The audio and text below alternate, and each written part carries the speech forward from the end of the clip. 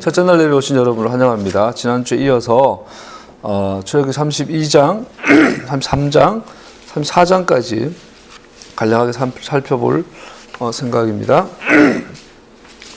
19장의 시내산 앞에 도착한 이스라엘 백성들이 19장, 20장, 21장, 22장, 23장에 걸쳐서 10가지의 말씀들을 기준으로 해서 또 42가지의 판례문들을 통해서 삶에 적용하는 말씀들을 선포하고 24장에 언약의 책을 쓰고 언약의 피로 언약을 체결하게 된 것을 보죠.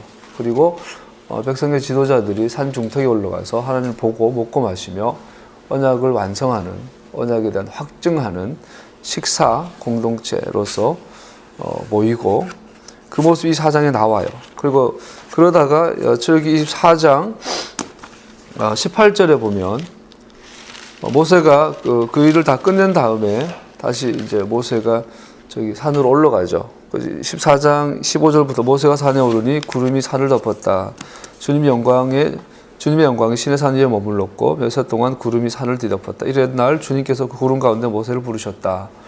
모세 보고 이제 언약 체결 끝난 다음에 이제 올라오라는 거야. 이제 불러서 뭘 하시냐면 25장 이하의 성막에 대한 이제 설계도를 주시는 거죠. 그러면서 모세 올라가 6일 동안 기다려야 돼요. 또 자기를 점검해야 되겠죠. 주님 만날 준비를 6일 동안 하고 7일째 주님께서 오셔요. 오셔서 17절 이스라엘 자손의 눈에는 주님의 영광이 마치 산꼭대기에서 타오르는 불처럼 보였다. 이것이 이제 산 위에서는 모세는 하나님 앞에 서서 대화를 하는 시간, 계시를 받고 있고 성막에 대한 계시를 또 그 사이에 또 하나님께 친히 손가락으로 하나님 손으로 돌판을 기록해 주시죠. 그때 이제 밑에 이스라엘 백성들 눈에는 이제 불산으로 보였죠. 18절 모세는 구름 가운데를 지나 산 위로 올라가서 밤낮 40일을 그 산에 머물렀다. 산 밑에 있는 백성들은 구름밖에 못 봤어요. 근데 모세는 그 구름을 지나서 산 위에서 40일 동안 머물렀다. 그리고 후에 알 수 있는 건 그 40일 동안 모세가 금식 기도한 걸 알 수 있어요. 금식하며 하나님 앞에 하나님의 음성을 듣는 시간들이었죠. 그런데 그 40일 동안 있었던 일들이 25장에서 31장까지의 내용이에요. 25장 31장까지가 40일 동안 받았던 계시들이고 모세가 40일 동안 금식하며 기도하는 그 기간 동안 산 아래에 있었던 상황 이야기가 오늘 본문은 32장 1절의 이야기예요. 32장 1절 한번 읽어볼까요? 시작. 백성은 모세가 산에서 오랫동안 내려오지 않으니 아론에게로 몰려가서 말했다. 일어나서 우리를 인도할 신을 만들어 주십시오. 우리를 이집트 땅에서 올라오게 한 모세라는 사람은 어떻게 되었는지 모르겠습니다. 산 위의 모세는 구름을 통과해서 하나님 임재 아래에서 하나님과 대화하며 하나님의 계시를 보고 하나님께서 보여준 식양대로 그랬어요. 하나님의 성막의 패턴을 보여주시며 모세 아주 중요한 시간을 갖고 있는데 정작 산 아래 이스라엘은 고작 40일을 못 기다려주고 모세가 죽었다. 그 모세가 안 보이니까 하나님도 이제 떠났을 것 같은 이런 불안감. 그래서 그들이 찾아낸 대안이 아론에게 와서 우리를 인도할 신을 만들어 주십시오. 우리를 이집트 땅에서 올라오게 한 모세라는 사람이 어떻게 되었는지 죽었는지 살았는지 모르겠습니다. 그랬더니 특이한 건 아론이요. 그 금세 아론조차 믿음이 떨어졌는지 아론이 뭘 하냐면 금고리들 보석들 가져오세요. 녹였어요. 녹였더니 알다시피 금송아지 형상이 나오게 된 거예요. 그러고 나서 아론이 선포하는 게 이것이 너희를 이집트에서 인도하는 우리 주 하나님이라는 거죠. 이 이야기가 오늘 32장부터 시작된 그 유명한 금송아지 사건이에요. 우리가 이 사건이 우리에게 얼마나 중요하냐. 마치 창세기 1장, 2장, 3장에서 창조가 끝나고 아담과 하와가 하나님을 떠난 것처럼 금송아지 사건은 성경에서 금송아지를 만든 백성들의 반응이 보면 파라됐어요. 방자행하다. 제멋대로 행하다. 막 날뛰다 이런 뜻이에요. 근데 이거와 정확한 의미가 있는 게 아룸, 에롬. 뱀이 간교하다 할 때 단어를 우리는 아롬이라는 단어를 쓰죠. 아롬이라는 단어를 쓰는데 이것이 이제 아담과 하와가 벌거벗었더라 에롬 그래요. 이거 단어랑 언어적인 유의가 있어요. 그래서 벌거벗은 것과 간교한 것과 날뛰어 방자한 것은 영적인 의미가 같아요. 결론적으로 말하면 하나님 없이 그래서 간교한 것, 벌거벗은 것, 그리고 방자 행할, 제멋대로 날뛰는 것의 그 중심 본질이 뭐냐면 나 외에 다른 신을 섬기지 말아라. 내 얼굴에 나의 가면을 씌우지 말아라.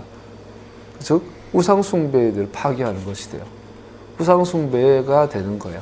즉 우리가 10가지 말씀들의 첫 번째가 뭐죠? 나는 너를이에요. 나는 너를. 즉 정확한 하나님이 누군지, 너를, 네가 누군지, 이스라엘이 누군지를 알고 하나님을 누군지 아는 계명이 10가지 말씀들 첫 번째 계명이고, 두 번째 계명이 그러니까 나에 대한 형상을 만들지 말아라. 이 이야기가 나오죠. 아이러니컬하게도 모세가 십계명을 받고 있는 동안 이스라엘은 첫 번째 계명을 깨트리고 있는 중입니다. 나는 너를 내가 이집트에서 인도해냈고, 그러니까 내가 성경이 말하는 나 외에 다른 어떤 모습을 섬기지 말아라. 네 마음대로 나를 만들지 말아라 라고 말했는데, 아이러니하게도 그 계시를 받는 그 시간에 산 밑에 있는 이스라엘 백성들은 하나님의 형상을 만들었다는 거죠. 여러 학자들의 견해들이 있지만, 그래서 금송아지는 뭐냐? 우리 알다시피 우상은 두 종류가 크게 뭐 있죠. 하나님을 형상한 우상이 있고 귀신을 형상한 우상이 있죠. 또 다신론처럼 여기 엘로힘이란 신들의 복수를 쓰기 때문에 하나님 외에 다른 신들에 대한 형상으로 금송아지 이해할 수도 있죠. 그래서 전체 문맥을 봤을 때 이 금송아지는 하나님에 대한 형상인 걸 알 수 있어요. 그래서 이스라엘 백성도 하나님을 떠난 게 아니에요. 우리 금송아지 사건을 보면 알 수 있는 건 이스라엘 백성들이 하나님을 떠난 것이 아니라 하나님을 방자히 섬겼다라는 거예요. 제 맘대로, 지 원하는 대로, 자기 하고 싶은 대로, 자기가 원하는 모습으로 신을 만들고 섬겼다라는 거죠. 이것이 우리 십계명 소위 10가지 말씀들의 첫 번째, 두 번째 계명이에요. 나 외에 다른 신을 내 앞에 두지 말아라. 이것이 우상숭배의 본질이 뭐죠? 하나님을 내가 원하는 모양으로 만들어버리는 것. 이것이 얼마나 중요하면 19장, 20장, 또 23장 이런 판례들을 주면서 우리가 나눴지만 무엇을 박아요? 시작하면서 우상숭배하지 말아라. 10가지 말씀들 주고 판례들 주기 전에 중간에 우상숭배하지 말아라. 올바른 예배 드려라. 그리고 42개 판례문을 21장, 23장까지 주시고 나서 23장 마지막에 또 우상숭배하지 말아라. 올바른 예배 드려라. 그러니까 하나님과 이스라엘의 언약의 내용에 비준하는 이번에 다음 주 지연이가 이제 고시 치는데 고시 첫 시험이 논술이라며. 논술의 기승전결이 가장 중요하잖아요. 이 기승전결에서 그 본문을 문을 열고 문을 닫는 게 우상숭배 금지, 올바른 예배라는 내용이에요.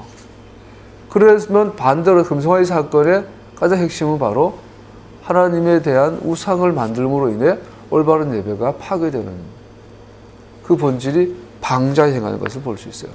오늘날 여러분 다 저에게 가장 심각한 문제가 바로 우상 숭배 문제예요. 눈이 나누지만 여러분과 나는 절에 가진 않아요. 오늘날 저는 목사니까 오늘날 한국교회 밑바닥을 보여주는 시대잖아요. 그래야 또 새로 집을 짓죠. 이 동네 좀 문만 열고 나가면 그 롯데타워가 보이는데 바닥에 금 같다 그러고 천장에서 막 금 같다 그러고 또 막 건물이 기울어졌다 그러고 이 동네 참 무서워요. 근데 만약에 120 몇 층, 1조 몇 천억짜리 집 지었는데 만약에 기초가 부실하고 진짜 밑에서 자꾸 싱크홀 생기고 저 건물이 이제 정상이 아니라면 어떻게 될까요? 대그룹 롯데가 무너지는 한이 있어도 저 건물을 무너뜨려야죠. 그리고 다시 지어야죠. 아니면 다시 포기하든지. 건물이란 건 그래요. 큰 집일수록 잘못 지으면 지을수록 새로 지어야죠. 우리가 오늘날 우리의 교회들, 목사님들, 소위 목사님들이 말씀 전하고 진리 전환도 하지만 이게 그러잖아요. 이게 뭐 돈에는 넘어져요, 목사님들이. 음란에는 넘어져요. 그래서 우리가 그런 막 실망 많이 하잖아요. 우리 한국교회를 주도하던 리더격의 많은 목사님들이 음란에 넘어지고 돈 문제 넘어지고 막 돈 때문에 감옥 가고 사기하고 많은 걸 보면서 참 환멸을 느끼는데, 그런데 그분들조차도 절에 가진 않아요. 그죠? 절에 가서 부처에게 절하진 않아요. 아무리 목사가 타락해도, 아무리 목사가 목회자가 변질돼도, 음란에 빠지고 돈 밝히고 명예는 밝히도 절에 가서 절하진 않을 거예요, 대놓고. 그러면서 우리는 나는 우상 숭배하지 않는다고 생각한다라는 거죠. 이런 건 나의 모습이에요. 그래서 성경은 뭐라 그래요? 우상 숭배의 가장 핵심은 하나님에 대한 이미지를 내 마음대로 만들어서 섬기고 있더라는 거예요. 하나님을 섬기는 게 아니라 나의 신을 섬기는 거죠. 이것을 금지하는 게 신에선 언약의 핵심이에요. 그것을 대놓고 어기는 게 금송아지 사건이에요. 여러분과 나에게는 금송아지가 있어요. 그래서 하나님이 문자에 적혀진 하나님 말씀 그대로, 아까 말했지만 이 시대는 주님을 아는 지식이 없어서 망하는 시대인데, 주님을 아는 지식이란 것은 기록된 문자를 읽는 것이에요. 그런데 우리는 누구보다도 세계에서 성경을 많이 출판하고 성경을 수출하고 성경 통독 사경회라는 독서가 문화가 있을 만큼 성경 통독도 많이 하는, 성경 공부가 그냥 없는 교회가 없는. 그런데 왜 하나님을 아는 지식이 없을까요? 성경을 읽으려면 내가 죄인인 걸 깨달아야죠. 첫 번째 계명, 하나님이 누군지를 알아야 되고, 내가 누군지를 알아야 성경을 읽을 때 보이겠죠, 들리겠죠. 자, 우리 안에 금송아지를 오늘 이 본문을 살펴보면서 반드시 찾아내야만 합니다. 금송아지는 이스라엘이 만든 하나님입니다. 즉, 본문에서 금송아지에 대하여 표현된 신들 혹은 신이라는 용어는 언약의 하나님을 물질적인 형상으로 나타내고자 시도한 것으로 이해되어야 하는 것이 맞습니다. 그러므로 금송아지의 배교는 다신론이 아니라 우상 숭배였습니다. 즉, 그러므로 이스라엘 백성들은 금송아지를 다른 신적 존재가 아니라 바로 아도나이를, 주님을 표현한 것으로 보았던 것입니다. 오늘날 여러분과 내가 교회 다니고 주님 섬긴다고 하지만 오늘 또 오다 보니까 많은 분들이 깔끔한 정장 입고 이 성경 들고 천천히 가요, 예배드리러. 과연 성경이 말한 아도나이, 주님을 섬기러 가는 건지, 나의 주님을 섬기러 가는 건지 잘 돌아봐야 될 줄 압니다. 그들이 금송아지 죄를 지었을 때 하나님은 너무나 실망하시죠. 그래서 32장 7절에서 14절까지 내용을 보면 이스라엘 죄에 대한 하나님의 시각, 죄 지은 이스라엘을 더 이상 하나님께서 이제는 어떻게 보고 계신지를 볼 수가 있어요. 우리 32장 8절 한번 읽어볼까요? 시작. 그들은 내가 그들에게 명한 길을 이렇게 빨리 벗어나서 그들 스스로 수송아지 모양을 만들어 놓고서 절하고 제사를 드리며 이스라엘아, 이 신이 너희를 이집 땅에서 이끌어낸 너희의 신이다 하고 외치고 있습니다.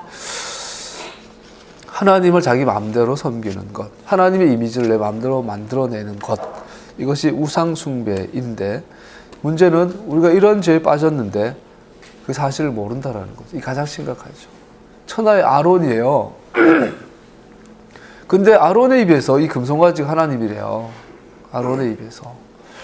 문제는 이 심각성을 내가 지금 금송아지를 통해 하나님을 섬기고 있다는 사실을 모른다라는 사실이죠. 오늘날 예레미야 이사야 시대에도 많은 예배, 많은 제사, 많은 제물, 많은 기도, 많은 헌신이 있었죠. 그럴 때 예레미야를 향하여 하나님께서 뭐라 그래요? 이 전이 하나님의 전인 것과 하나님이 이 안에 계신 것을 믿지 마라. 거짓말이다. 이 전은 더 이상 하나님의 전이 아니다라는 거예요. 여러분, 솔로몬 성전이 왜 무너졌을까요? 하나님의 성전이 아니니까. 하나님의 성전이 무너질 수 없어요. 또 스룹바벨 성전이 AD 70년에 또 무너지죠. 왜 무너질까요? 거기 하나님이 안 계시니까. 기독교 메시아닉 신앙의 최초 순교자 스데반, 그분이 순교당한 이유가 뭐예요? 저 예루살렘 성전 하나님의 전이 아니라는 거예요. 그러니까 바리새인들이 돌로 쳐 죽였어요. 예레미야는 왜 울면서 불면서 하다가 결국은 죽임 당했을까요? 저 전이 예루살렘 성전이 하나님의 집이라는 거짓말을 믿지 말라고. 이사야도 마찬가지예요. 왜 구약에 타락에 나오는 많은 선지자들이 성전 신앙을 비판했어요? 스데반도 정확하게 성전 중심의 신앙을 비판했어요. 예수님도 그랬어요. 이 성전을 무너뜨릴 거다. 돌 하나 돌려 남지 않을 거다. 왜냐하면 그 성전에서 그들이만 예배하는 그 하나님은 금송아지이기 때문인 거죠. 오늘날 하나님의 교회에 하나님이 계시다면 이렇게 하나님의 교회가 땅에 떨어지지 않아요. 하나님이 계신 하나님의 성전을 욕하면 저주받게 돼 있어요. 이스라엘 가운데 하나님 임재가 있을 때 그 이스라엘 축복한 자를 내가 축복하고 이스라엘 저주한 자를 저주한다 그랬죠. 근데 오늘날 불신자들이 교회를 욕하는 것은 저주가 아니라 하나님의 예언적인 요소가 많아요. 빨리 돌아오라고. 이방인을 통하여 회개를 촉구하는. 왜 그럴까요? 오늘 우리 가운데 우리가 믿는 하나님이 정말 하나님인지 금송아지인지 돌아봐야 돼요. 개인적으로 막 기도할 때 그런 감동을 많이 받았어요. 너 왜 기도하냐? 누구를 위하여 종을 울리냐? 너 왜 신학교 다니냐? 너 왜 목회하려고 그러냐? 너 왜 성경을 꿈꾸냐? 너 왜 성경 읽냐?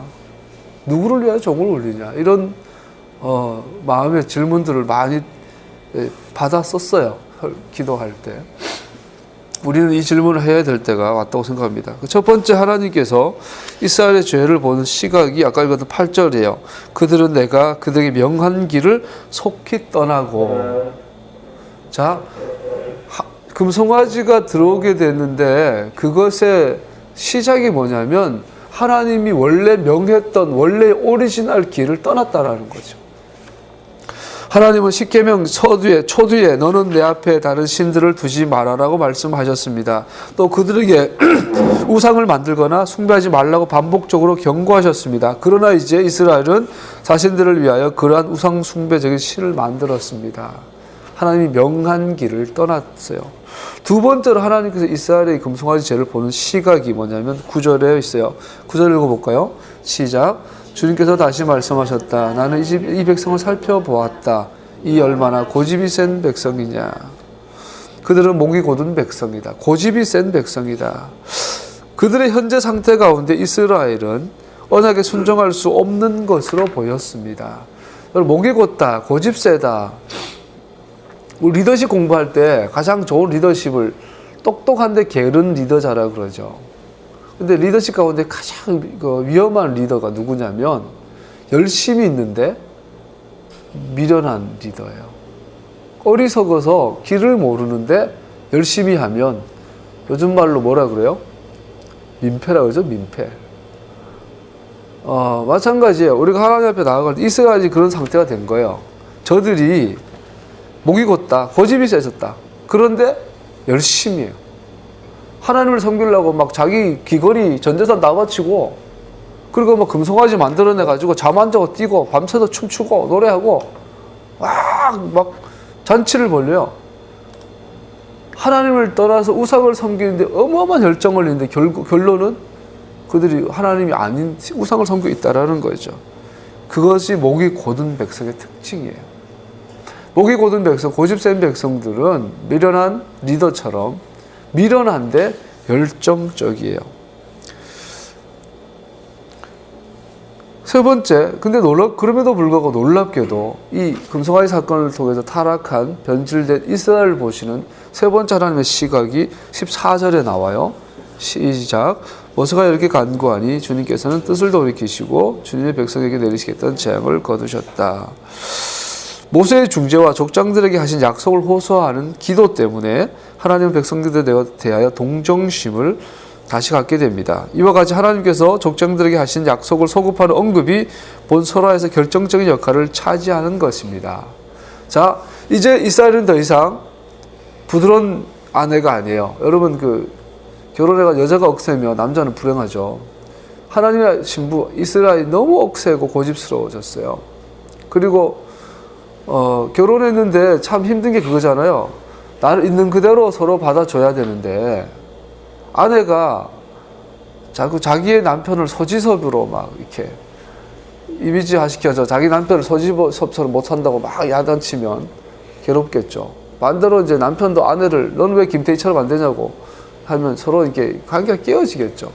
이스라엘이 하나님을 섬기면서 금송아지 만들어 놓고 아니 왜 하나님이 금송아지처럼 되지 않냐고 막 그러고 있는 거죠. 그러고 나서 거기에 대해서 열심히 해 또. 이러면 이 부부관계가 회복될 수가 없죠. 그래서 하나님도 이제 끝내자 그만. 모세야 저놈들 없애버리고 내가 너를 통해서 새로운 민족 만들게. 그랬더니 모세가 주님 그러면 안 된다고. 그래서 모세가 했던 기도 내용이 뭐냐면 족장들이 하신 언약이에요. 주님의 종 13절에 아브라함과 이삭과 이스라엘을 기억하여 주십시오. 아브라함과 이삭과 야곱을 가지고 내려와요. 주님께서 그들에게 맹세하시며 이러시기를 여러분 하나님을 꼼짝 못하게 만드는 기도예요. 하나님 신실하신 주님께서 아브라함과 이삭과 야곱과 함께 그들에게 약속하셨고 그 약속을 주님의 이름으로 맹세하셨잖아요. 그런데 이제 와서 저들을 죽인단 말이에요. 없애버린다 그러면 주님 당신 스스로 맹세를 깨는 하나님은 그런 불완전한 하나님이시잖아요. 잃어버리니까 하나님 꼼짝없이 모세의 기도를 들어줘야 돼요. 내가 너희의 자손을 하늘의 별처럼 많게 하고 내가 너희의 자손 모세의 자손이 아니라 아브라함의 자손을 내가 약속한 이 모든 땅을 너희에게 자손이 주어서 영원한 유산으로 삼겠다고 하셨습니다. 자, 금송아지 사건에서 이스라엘 백성과 하나님의 관계가 회복되어지는 근거가 뭐라고요? 족장들에게 향하신 하나님의 약속이라는 거예요. 이 부분이 오늘 우리가 기억해야 될 가장 중요한 부분이에요. 즉 이스라엘은 앞으로도 수많은 금송아지 사건을 재현합니다. 오늘날도 이스라엘은 예수와를 알지 못하고 다른 하나님을 섬기고 있는 모습을 봐요. 그럼에도 불구하고 하나님은 이스라엘 버리지 않으세요. 왜?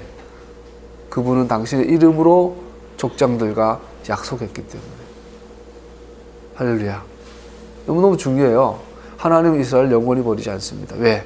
그분은 당신의 이름을 약속했기 때문에. 그런데 또 하나 알아야 돼요. 그런 국가적인 한 나라로서 이스라엘을 버리지 않으시는 거예요.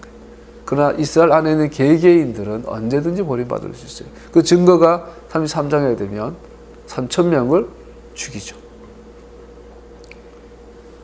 우리도 마찬가지예요. 하나님이 이스라엘 향한 계획은 영원한데 개개인이 하나님 법을 떠나면 하나님과 단절이 될 수밖에 없는 모습을 보죠. 다시 말합니다. 이 세 가지 요점들은 이후의 이야기와 더불어 하나님이 자기 백성을 다루시는 기초가 됩니다. 그 성경 전체에 있어서 하나님이 이스라엘 다스리는 기초가 뭐라고요? 내가 너와 너희 조상들과 약속했기 때문에 이스라엘아 내가 너를 영원히 버리지 않겠다. 이것은 하나님과 이스라엘의 하나님을 버리고 우상을 섬기는 이스라엘을 향한 하나님의 기본 자세예요. 할렐루야. 이게 얼마나 중요하냐면 이걸 보지 못하면 빠지는 게 대체 신학이에요. 하나님께 이스라엘을 버렸다. 어제 우리 배운 것처럼 아론 블레싱에 대해서 잠깐 나눴어요.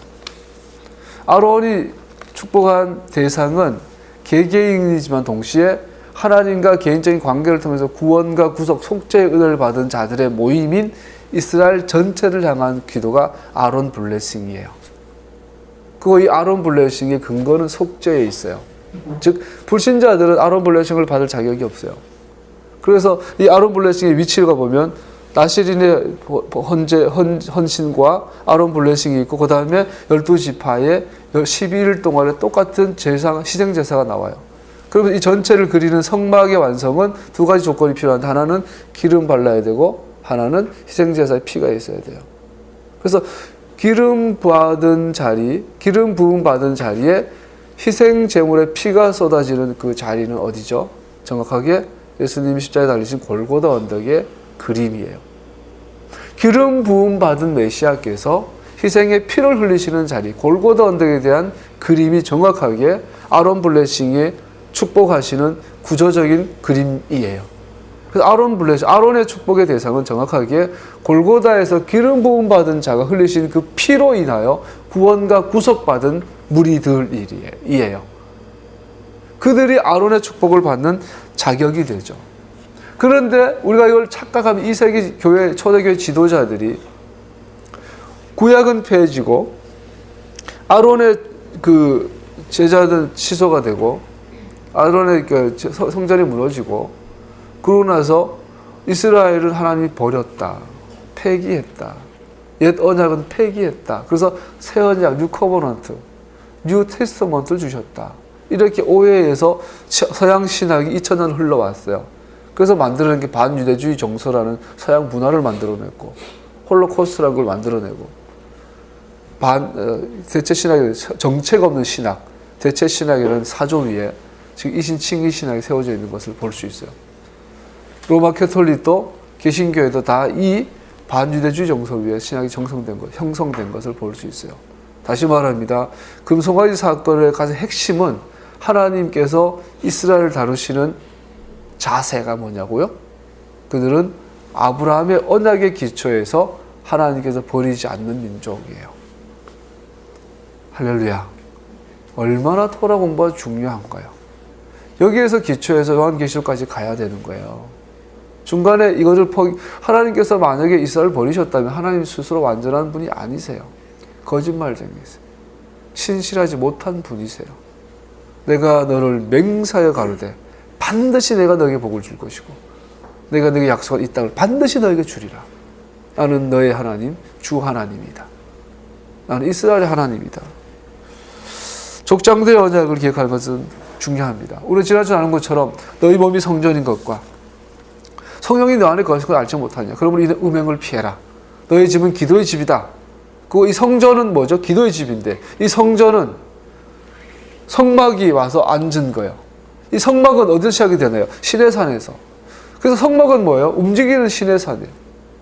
시내산, 성전, 성막, 성전의 이 그림의 근거가 조상들의 제사, 돌단과 토단에 있어요.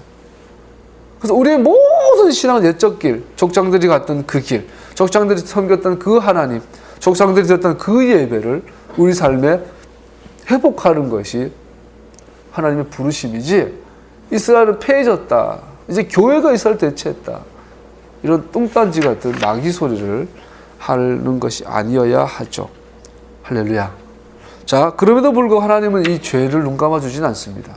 이스라엘을 용서하시지만 이스라엘 안에 들어가 있는 개개인의 죄는 메스되어서 석석 빼서 다 빼버립니다. 32장 15절에 35절에 그 이야기가 나오는데, 내용이 기니까 간략하게 살펴보면 32장 15절에 보면 드디어 모세가 하산합니다. 15절만 읽어볼까요? 시작. 모세는 돌아서서 증거판을 둘을 손에 들고서 산에서 내려왔다. 이 돌판에는 글이 새겨 있는데 앞뒤에 다 새겨 있다. 자, 모세가 40일 금식 기도하는 동안 밑에서 아론이 분송아지를 만들어요. 이제 드디어 15절에 모세가 내려오는데 두 돌판, 증거판 두 돌판. 우리는 이제 10계명이니까 5개 쓰여졌다고 생각하지만 고대 근동에서는 계약 당사자들이 똑같은 원본 두 개를 가지고 나눠주죠. 그래서 이것은 오늘 말 공증받는 거예요. 문서 두 개, 똑같은 문서 두 개를 두고, 하나는 하나님 갖고, 하나는 이스라엘 백성이 갖고. 그래서 이게 공중 문서가 되죠. 그걸 들고 모세가 내려왔는데 밑에 막 떠드는 소리가 나요. 잔치 소리가 들려요. 그래서 와서 보더니 19절에 모세가 진에 가까이 와서 보니 사람들이 수송아지 주위를 돌며 춤을 추고 있었다. 모세는 화가 나서 그 손에 들고 있는 돌판 두 개를 산 아래 내던져 깨트려 버렸다. 언약의 파괴, 언약의 파기. 이스라엘 하나님의 언약이 파기되는 것이 19절에 나오고, 20절에 보면 모세가 금송아지를 갈아요. 그 가루를 마시게 만들죠. 21절, 24절까지는 아론이 변명을 해요. 그 25절에 보면, 25절 읽어볼까요? 시작. 모세는 백성이 제멋대로 날뛰는 것을 보았다. 아론이 그들을 제멋대로 날뛰게 하여 적들의 조롱거리가 되게 한 것이다.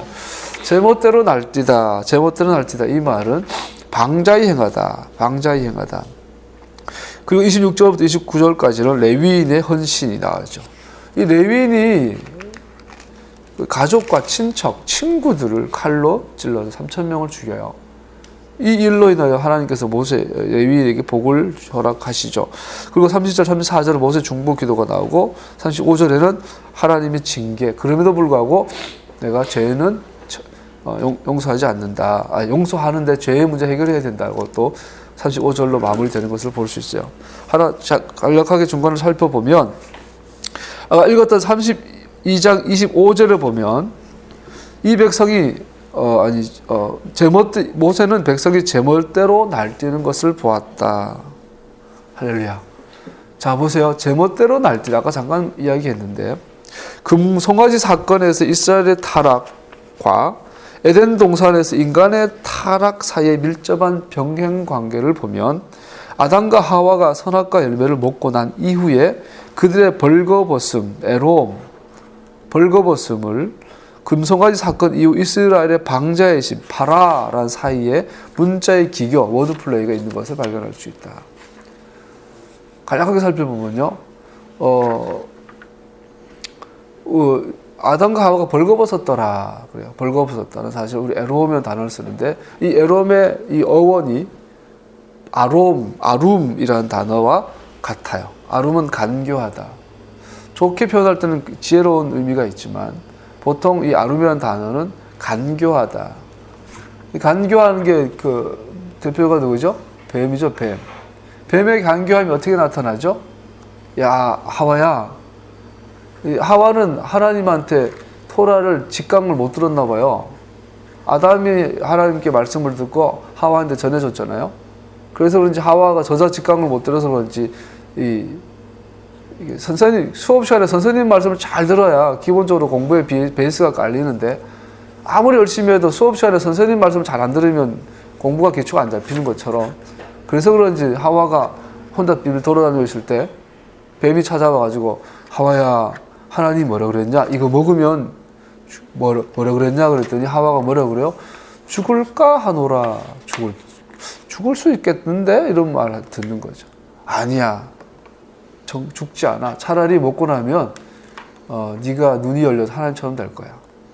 이 뱀의 간교함, 간교함은 아롬의 간교함은 하나님의 말씀을 뭐요?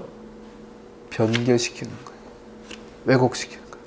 잘못 해석하는 거예요. 자, 벌거벗는다. 사람이 벌거벗는다고 해서 어떤 의미가 있냐면 하나님의 토라를 읽는데 듣는데 바르게 이해하지 못하고 잘못 오해하는 거예요. 그래서 예수님께서 오셔서 뭐라고 그래요? 나는 토라를 완성하러 왔다. 나는 토라를 바르게 해석해 주러 왔다. 너희들의 오해를 풀어주러 왔다. 뱀의 간교함을 제거하러 왔다. 근데 오늘 방자행하다는 것은 파라라는 단어인데요. 이 파라다는 여러 가지 의미가 있지만 가장 오늘 본문에 있어서 풀어놓다라는 의미가 있어요.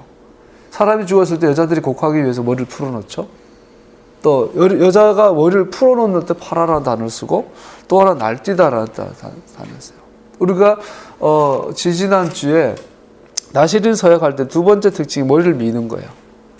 머리라는 것은 고대 사회에서 생명의 어떤 징표로 보죠. 사람이 죽어도 머리카락이 되게 자라니까. 그래서 이 생명을 잘라서 주님께 헌신하고 이 나시린 서약 기간 시작할 때 자르고 끝날 때 자르면 끝날 때 자르는 머리카락의 길이만큼 나는 하나님께 헌신한 것이 되죠. 그래서 이 머리카락은 하나님 앞에 나를 온전히 헌신한 나의 생명을 드린 사인으로서 머리카락을 마지막 나시린 서약을 마무리하면서 머리카락을 다시 한번 밀게 되어 있는데 이 머리카락이라는 건 또 성적인 의미가 있다고 그러죠. 즉 머리카락을 풀어 헤치는 것은 마치 벌거벗은 행위예요. 이것은 간교한 행위가 될 수 있어요. 오늘날 그들이 금송아지 앞에서 제멋대로 날뛰는 것은 마치 뱀의 간교한처럼 마치 아담과 하와가 벌거벗은 것처럼 하나님의 말씀을 자의적으로 해석하고 내 마음대로 왜곡시켜버리는 결과를 도출하죠. 예수님 당시에 대표적인 그 결과물이 뭐요? 장로들의 유전. 예수님은 장로들의 유전을 고쳐주러 오셨어요. 너네들이 다 오해하였도다. 그랬더니 이 장로들이 예수님을 죽여버렸어요. 이 같은 사건이 정확하게 오늘날 금송아지 사건에서 일어나고 있는 것을 보죠. 다시 말합니다. 여러분과 내가 하나님 앞에 나와 예배드리고 찬양하고 기도하고 성경을 읽고 배우지만 내 마음대로 인간의 기준대로 나의 기준대로 성경을 읽고 이해할 때에 그것은 금송아지를 만들어내는 결과가 됩니다.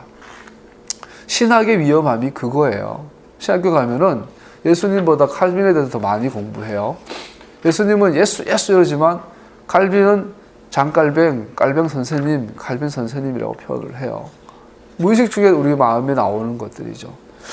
하나님을 대체한 많은 것들, 금송아지들 우리 속에 널려 있어요. 성경을 그래서 읽을 때 우리는 죄인의 자세로 읽어야 돼요. 상한 심령으로 읽으셔야 돼요. 어린아이 같은 마음으로 주님의 말씀 앞에 두려워 떠는 자세로 주님의 말씀을 듣고 읽어야 돼요. 마치 교회 처음 나온 것처럼, 이 말씀 안 들으면 살 수 없는 것처럼 들어야 돼요. 내가 성경을 백독으로 했는데, 내가 체험을 몇 번이나 했는데, 내가 천국에 몇 번이나 가봤는데, 내가 기도 응답을 얼마나 많이 받았는데 다 내려놓고 항상 새롭게 우리의 믿음을 주님 앞에 걸어야 돼요. 이것이 어린아이 같은 자세죠.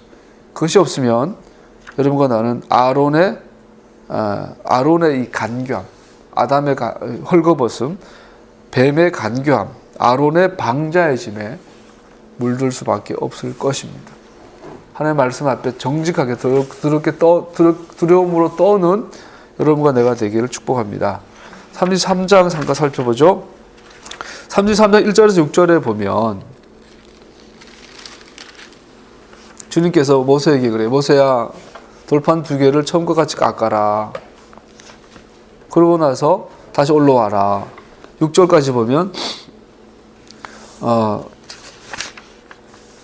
내가 하나님의 사자에 대한 얘기 나와요. 1절에서 33장 1절에서 6절을 보면, 그런데 우리가 지난주 잠깐 살펴본 것처럼 출애굽기 20장에도 하나님께서 이제 가나안을 향해 출정하실 때, 야, 내가 먼저 내 왕보를 보내고 내 사자를 보낼 테니까 걱정하지 말고 같이 걸어가자 그래요. 근데 그때 하나님의 사자는 하나님이 함께 하신 임재를 의미하죠. 근데 오늘 33장에서 말하는 이 사자는 33장 2절에 보니까 내가 한 천사를 보낼 터이니 그가 너를 인도할 것이다. 3절 그러나 나는 너희와 함께 올라가지 않겠다. 오늘 33장에서 나오는 하나님의 사자는 하나님의 부재, 더 나아가서 내가 왜 너희와 함께 올라가지 않을 거냐면 너희는 고집이 센 백성이므로 내가 너희와 함께 가다가는 너희를 없애버릴지도 모른다. 자, 출애굽기 20장에서 하나님의 사자는 하나님의 임재하심, 하나님의 동행하심에 대한 상징, 표현이었어요. 그런데 이 출애굽기 33장에서 하나님의 사자는 오히려 하나님의 부재하심, 또한 나아가서 하나님의 무서운 심판에 대한 표현인 것을 볼 수 있어요. 오히려 하나님의 임재는 이스라엘을 치시고 멸망시키시는 것인 것을 볼 수 있어요. 아주 무서운 결과를 도출하죠. 지금 그가 자신의 사자를 보내는 것은 그 자신이 이스라엘을 치지 않기 위해서입니다. 하나님께서 지금 사자를 대신 보내고 친히 직접 가시지 않는 이유가 뭐죠? 이스라엘을 치지 않기 위해서. 지금 이 너네들이 내 앞에서 행한 이 악한 죄를 보고 지금 내가 너와 함께 가다가 내가 너를 죽일 것 같다. 그러니까 내가 너와 가지 않겠다. 이것이 하나님이 이스라엘을 향하여 내린 심판이에요. 동시에 이것이 하나님이 이스라엘을 향한 하나님의 자비하심이에요. 본 이야기에서 사자는 하나님이 이스라엘 가운데 임재하심을 나타내는 것이라기보다는 오히려 그분이 이스라엘로부터 단절됨을 나타내는 것입니다. 이스라엘 위에서. 그리고 금송아지 사건의 결과 이스라엘이 하나님으로부터 단절되었음을 보여주는 또 하나의 암시는 저자가 회막 건축의 필요성을 강조하는 데 있습니다. 7절에서 11절까지 보면요, 금송아지 사건에 대한 하나님의 첫 번째 심판이 하나님께서 함께하지 않는 것, 하나님과 단절. 두 번째는 뭐냐면 하나님과 이스라엘이 거리를 두는 거예요. 회막을 만들어라. 두 종류의 회막이 지금 이제 나와요. 7절 읽어볼까요? 33장 7절 시작. 이스라엘 백성이 지내실 때마다 모세는 장막을 거두어가지고 진 바깥으로 나가 진에서 멀리 떨어졌다. 모세는 장막을 지내서 만나는 이스라엘과의 회막을 하였다. 25장 8절에 보면요, 내가 그들 중에 거할 성소를 그들을 시켜 나를 위하여 지어라 돼 있어요. 원래 성막은 하나님께 이스라엘 가운데 거하기 위해서 주신 곳인데 그 사이에 금송아지 사건이 일어나고 나니까 하나님께서 그 성막 외에 또 다른 미팅 플레이스, 회막을 만들어라 말씀하고 있어요. 그리고 내가 회막에서 저놈들은 안 만날 거고 모세와 여호수아하고만 만나겠다라고 말씀하고 있는 거죠. 즉 금송아지 사건 이후에 닥친 하나님의 심판은 하나님이 함께 거하시는 회막이 오히려 분리의 자리가 되는 것입니다. 하나님이 함께 하던 성막이 함께 하시지 않고 따로 회막을 지어서 거기에 하나님께서 임재하신 것을 볼 수 있어요. 이것은 금송아지 사건에 대한 이스라엘에 대한 하나님의 심판인 것을 볼 수 있어요. 금송아지 사건 이후 이 이야기는 또 하나의 회막, 만남의 장소에 대해 이야기하고 있습니다. 이 장막, 이 회막은 성막과는 별개의 것입니다. 그 장막은 진으로부터 멀리 떨어져 계신 하나님과의 만남의 장소입니다. 여기에서 회막은 오직 모세와 여호수아만을 위한 것이었고 또한 백성들 자신들로부터는 분리된 것이었습니다. 하나님께서 자기 백성 가운데 거하시겠다고 하는 회막의 원래의 개념은 이제 하나님이 그들로부터 분리되는 방법이 된 것입니다. 할렐루야. 무서운 심판이에요. 우리가 하나님을 금송아지로 섬기게 되면 하나님과 우리는 단절을 경험할 수밖에 없어요. 우리를 버리시지는 않는데 깊은 친밀하고 불가능해져요. 어제 우리 토라 포션의 그 어포스톨릭 스크립처 사도들의 성서 본문이 고린도전서였어요. 거기에 나온 뭐였죠? 너희 몸이 성전이다. 너희 몸의 음행을 피해라. 자, 성전이라는 말은 하나님 여기 계시다라는 거예요. 그런데 음행이라는 죄가 들어오면 하나님과 단절이 일어나요. 우리 몸이 더 이상 하나님 임재의 자리로 기능할 수가 없는 거예요. 여러분과 내 몸이 하나님이 임재가 있는 성전으로서 모인다면 우리 교회는 하나님의 임재의 자리가 돼요. 그러면 세상 사람들이 교회를 보고 두려워해요.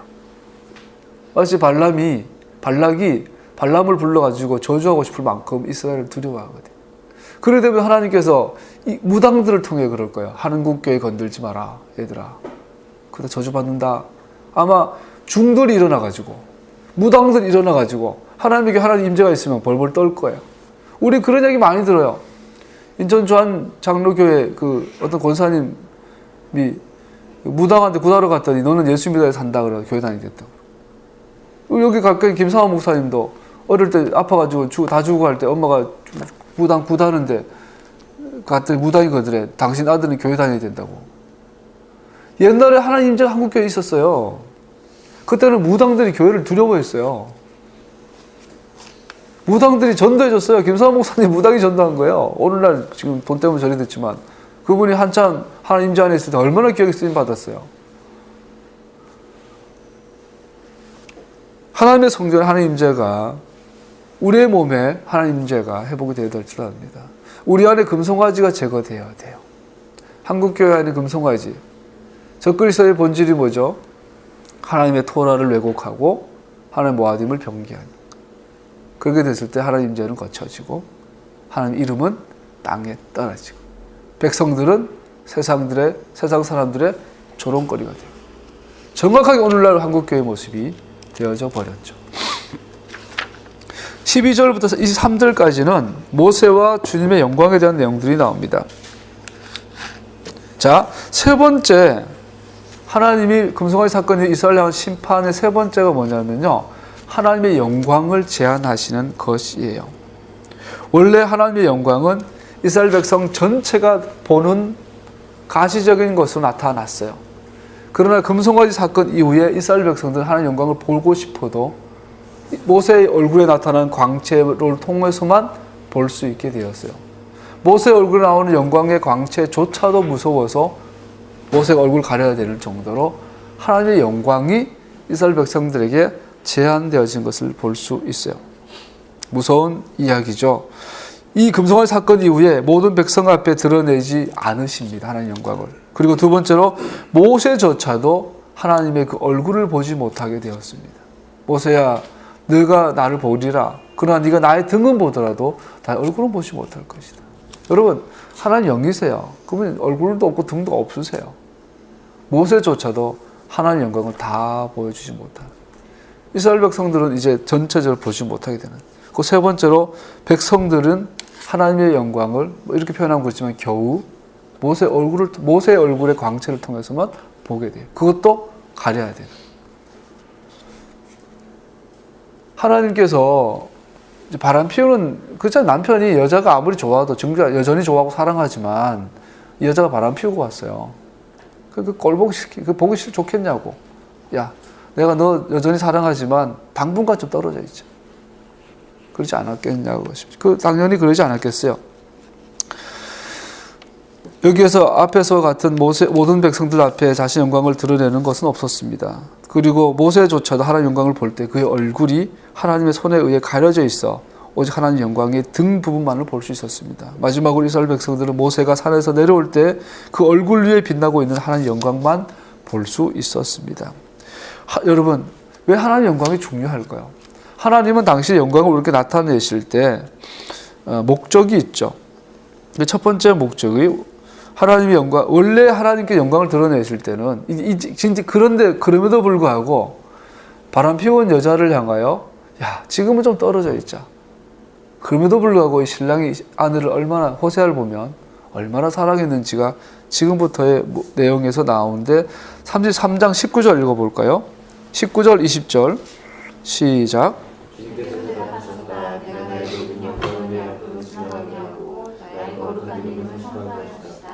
나는 주다. 은혜를 베풀고 있는 사람에게 은혜를 베풀고 불쌍히 여기고 싶은 사람에게 불쌍히 여기고. 아멘.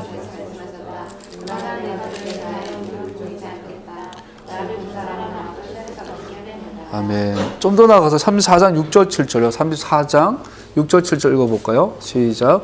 주님께서 모세 앞으로 지나가시면서 선포하셨다. 주는 자비롭고 은혜로우시며 노하기를 더디하고 한결같은 사랑과 진실이 풍성한 하나님이다. 수천대에 이르기까지 한결같은 사랑을 베풀며 악과 허물과 죄를 용서하는 하나님이다. 그러나 나는 죄를 벌하지 않은 채 그냥 넘기시지는 않는다. 아버지가 죄를 지면 본에게뿐 아니라 3, 4대 자손에게까지 벌을 내린다. 원래 출애굽기 20장 20절에 보면요, 하나님께서 원래 임하셨을 때는 하나님 영광을 이스라엘 보여줄 때 원래의 목적이 뭐냐면 너희를 시험하고 너희를 경외하여 범죄치 않게 하려 함이다 라고 설명하고 있어요.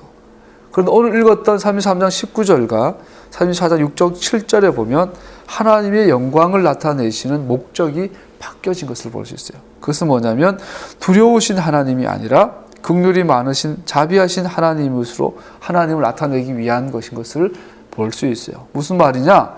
놀랍게도 모세가 금송아지의 큰 죄 이후에 하나님의 영광에 대하여 배운 것은 하나님께 대한 두려움이 아니라 그분이 긍휼이 많으신 자비하신 하나님이란 사실입니다. 내가 나의 모든 선한 형상을 내 앞으로 지나가게 하고 주님의 이름을 내 앞으로 지나게 하고 주님의 이름을 내 앞에 반포하리라. 나는 은혜 줄 자에게 은혜를 주고 긍휼히 여길 자에게 긍휼을 베푸느니라. 금송아지 사건 이후에 어마어마한 하나님의 진노 가운데 이제는 다 끝났지 않을까 싶을 수 있는데 오히려 하나님께서는 각자에게 은혜 베풀 자에게 은혜 베풀고 자비를 베풀 자에게 자비를 베풀고 심판할 자를 심판하겠다는. 그래서 금송아지를 주도적으로 섬겼던 3,000명은 그 자리에서 다 죽임을 당했지만 레위인들, 하나님의 의를 실현했던 레위인들에게는 영원한 복을 약속한 것을 알 수 있어요. 오히려 금송아지 사건 이후에 하나님께서 더 구체적으로 자신을 자비의 하나님, 은혜의 하나님, 두려움이 아니라 긍휼과 자비의 하나님으로 나오신 것을 볼 수 있어요. 주님께서는 그 앞으로 지나가시며 반포하시되 아도나이 자비롭고 은혜롭고 노하기를 더디하고 인자와 진실이 많은 하나님이로라. 인자를 천대까지 베풀며 악과 과실과 죄를 용서하나 형벌 받을 자는 결단코 면제하지 않고. 할렐루야.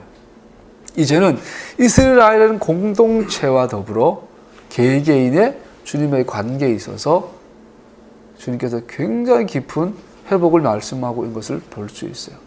주님 앞에 나아갈 때마다 우리 어제 아론 블레싱 배웠잖아요. 주님께서 내게 복을 주시고 너를 지키시길 원하며 주님께서 그 얼굴의 빛을 내게 비치사 은혜 베푸시기를 원하며. 이게 무슨 뜻이라고 그랬어요? 주님께서 야에르 아도나이 주님의 얼굴의 빛을 비춘다란 말은 우리의 눈을 열어주는 거예요. 그래서 우리가 주님의 얼굴을 보게 되는데 주님의 얼굴이 뭐라고요? Be gracious. 우리를 향하여 자비로우시다. 주님이 우리를 보시는 기본 주님의 얼굴빛이 뭐냐면 우리를 좋게 보시는. 이 아론의 두 번째 축복문이에요. 주님께서 그 얼굴 내게 향하여 얼굴빛을 비추셔. 그 얼굴을 보니까 우리가 뭘 아냐니까 하나님이 누구신지, 나를 향한, 이스라엘을 향한 주님의 마음이 무엇인지, 얼마나 자비로우신지, 얼마나 좋게 보시는지를 네가 알게 해주시길 원하며. 할렐루야. 그래서 이 자비 가운데 들어갔던 모세를 가지고 여기서 뭐라고 말하냐면 주님의 친구다라는 걸 볼 수 있어요. 그죠? 우리 아까 읽었던 34장 본문에 보면 하나님께서 모세를 친구처럼 대해주시는 본문이 나오죠. 갑자기 잊어버렸네요. 몇 절이더라? 11절. 33장 11절 읽어볼까요? 시작.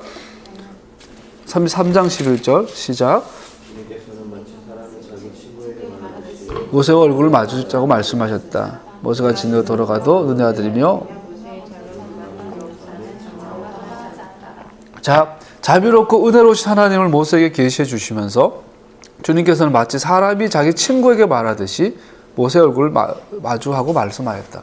성경에서 하나님의 친구라는 표현이 두 명에게 주어지는데, 아브라함은 나의 친구라. 또 하나님께서 모세를 친구처럼 대해 주셨다.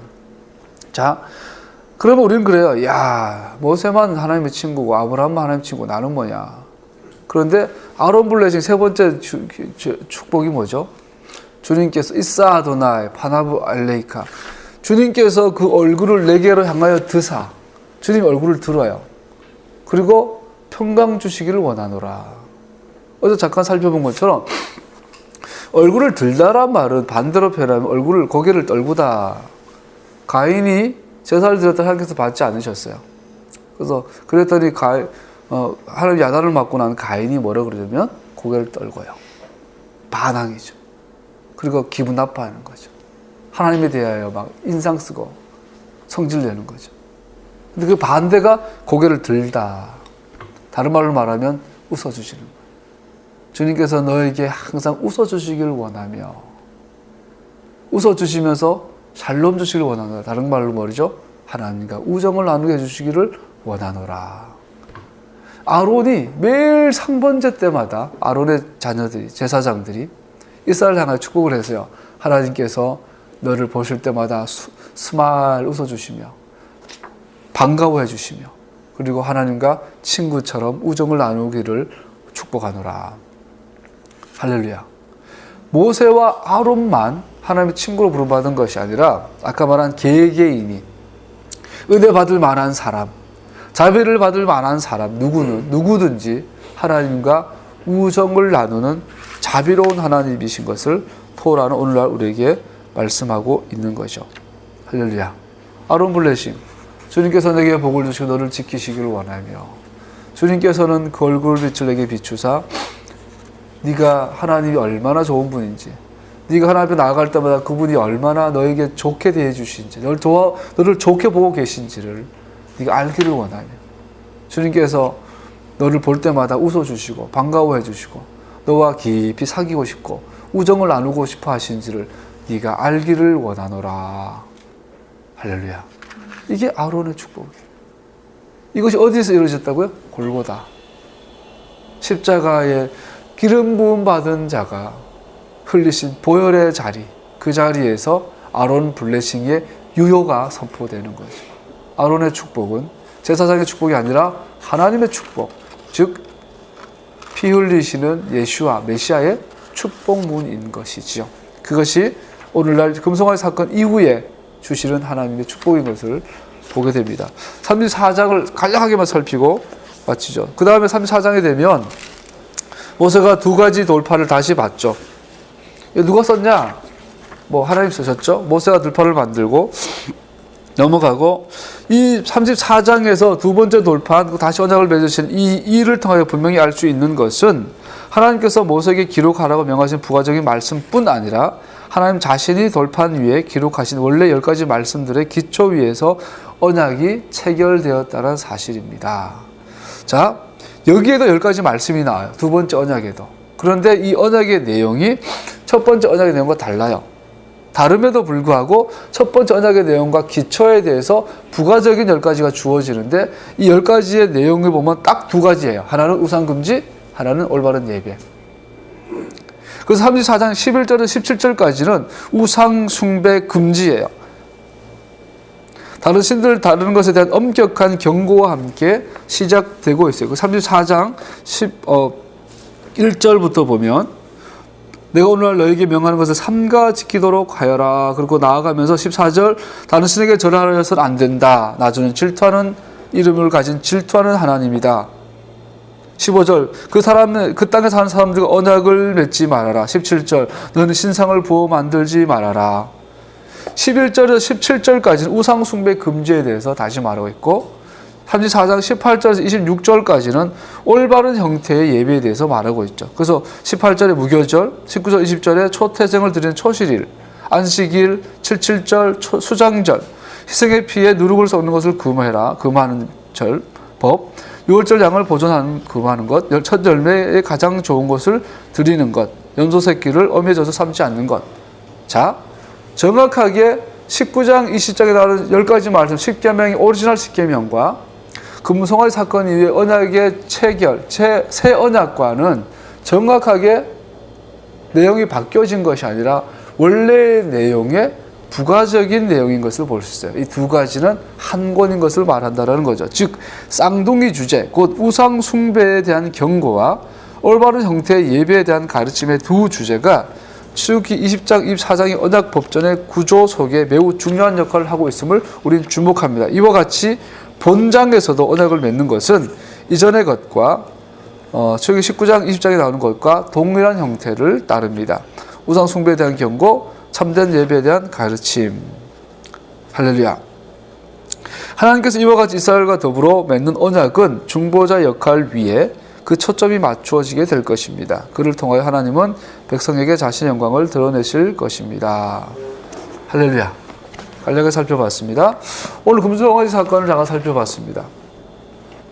여러분 나에게 우리 교회, 한국교회 안에, 우리 교회 안에 금송아지가 있는지를 살펴봐야 할 것이고 동시에 은혜롭고 자비로우신 하나님 앞에 나아가서 그분의 웃으신 얼굴을 보고 친밀한 교제 안에 들어가는 여러분과 내가 되기를 축복합니다.